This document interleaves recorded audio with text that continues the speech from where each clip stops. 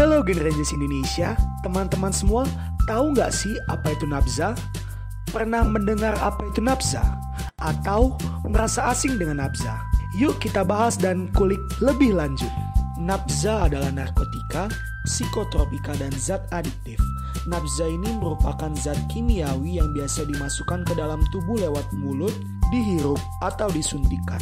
Narkotika adalah zat atau obat yang berasal dari tanaman atau bukan tanaman, baik sintetis maupun semi-sintetis, yang dapat menyebabkan penurunan atau perubahan kesadaran, hilangnya rasa, sampai menghilangkan rasa nyeri, dan dapat menimbulkan ketergantungan.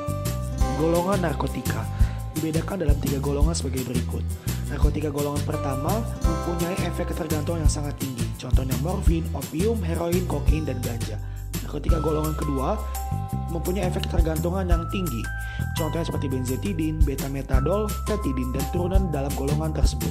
Narkotika golongan ketiga mempunyai efek ketergantungan yang ringan, contohnya seperti kodein, metadon, naltrexon, dan garam-garam narkotika dalam golongan tersebut.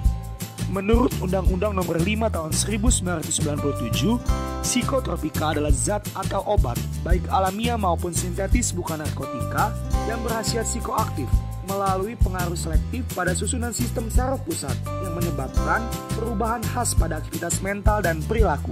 Psikotropika dibedakan menjadi 4 golongan. Psikotropika golongan pertama mempunyai efek tergantung yang sangat tinggi atau sangat kuat, contohnya seperti lisergid, fenoksiklidina, dan ekstasi. Psikotropika golongan kedua mempunyai efek tergantung yang tinggi atau kuat, contohnya seperti amfetamina, fensiklidina, metakualon, metilfenidat, dan sekobarbital. Psikotropika golongan ketiga mempunyai efek tergantung yang sedang, contohnya seperti pentobarbital, pentazosina, dan flunitrazepam.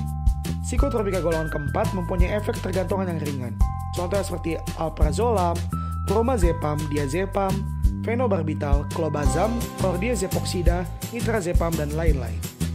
Zat adiktif merupakan zat aktif yang jika dikonsumsi oleh organisme hidup dapat memicu kerja biologi serta menimbulkan efek ketergantungan atau adiksi yang sulit dihentikan.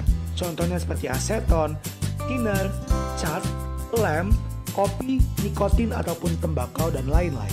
Efek yang disebabkan oleh nafza dibagi menjadi 3 golongan. Yang pertama yaitu stimulan yang merangsang otak dan jantung untuk bekerja lebih cepat.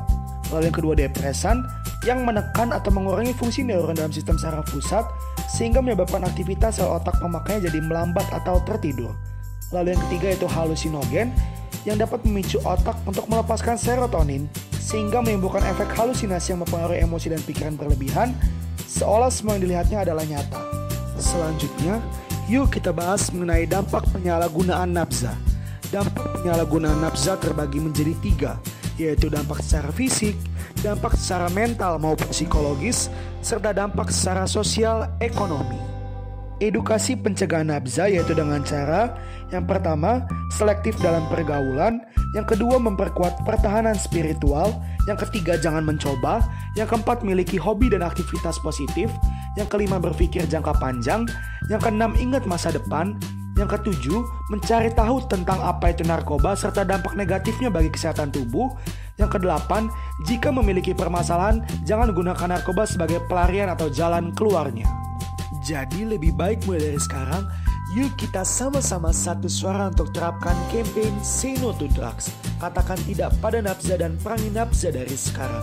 Karena penyalahgunaan nafza lebih mudah terjadi di lingkungan pergaulan.